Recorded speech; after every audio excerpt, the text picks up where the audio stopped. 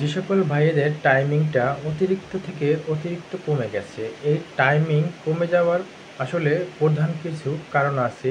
এই বিষয়টা নিয়ে আলোচনা করব এবং যাদের টাইমিংটা অতিরিক্ত কমে যায় তারা 20 থেকে 30 সেকেন্ডের বেশি সহবাস করতে পারেন না এবং কেন করতে পারেন না এবং টাইমিংটা কমে গেলে আপনার কী কী ক্ষতি হতে পারে এই বিষয়টা নিয়ে তুলে ধরার চেষ্টা করব।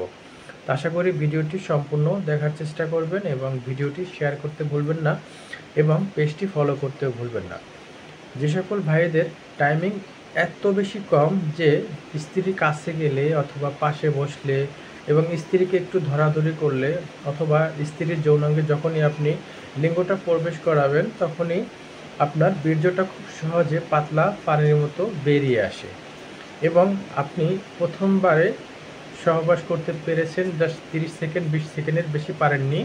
পরবর্তীতে আপনি আবারও চেষ্টা করতেছেন স্ত্রীর সাথে আবারও লিপ্ত হবেন, মানে আবারও সহবাস করতে ইচ্ছে আপনার করে, কিন্তু আপনার লিঙ্গটা তখন আর একদম দাঁড়াতে চাচ্ছে না এবং আপনার উত্থানজনিত সমস্যা দেখা দিচ্ছে এবং আপনার লিঙ্গটা একদম শক্ত হতে চায় না এবং একদম নাড়াচাড়া দিলেও আপনার লিঙ্গটা একদম শক্ত হতে চায় না এবং আপনার মনে ইচ্ছে আকাঙ্ক্ষা আছে যে আপনি আবারও করতে চান কিন্তু আপনি পারতেছেন না, এমনকি সারা রাতের বেলাও আপনার লিঙ্গটা একদম দাঁড়াতে চাচ্ছে না এবং এমনকি 1 সপ্তাহ 10 দিন 15 দিন এর ভিতরেও আপনার লিঙ্গটা একদম দাঁড়াতে চাচ্ছে না।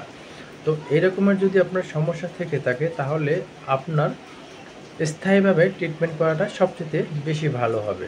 কারণ যখন আপনার টাইমিংটা কমে যাচ্ছে, আসলে এই টাইমিংটা কমে যাবার কারণ আমি আপনাদের বলার চেষ্টা করতেছি। আপনারা অনেকেই আছেন শুধুমাত্র একটা কথাই বলেন যে আমার সব কিছু ঠিক আছে কিন্তু টাইমিংটা কমে যাচ্ছে। আসলে আপনার যদি সব কিছু ঠিক থাকে তাহলে আপনার টাইমিং কমবে কেন?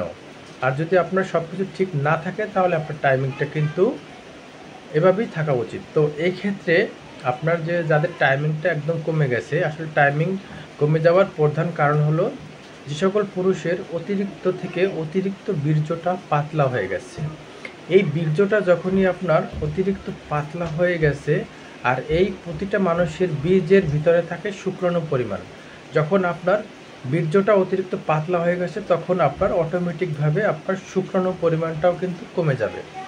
আর যখনই আপনার শুক্রাণুর পরিমাণটা কমে যাবে তখন আপনার টেস্টোস্টেরন লেভেলটাও কমে যাবে। তো এই 3টা জিনিসের যখনই আপনার শরীরে ঘাটতি থাকবে তখন আপনার টাইমিংটা কিন্তু একদমই হবে না।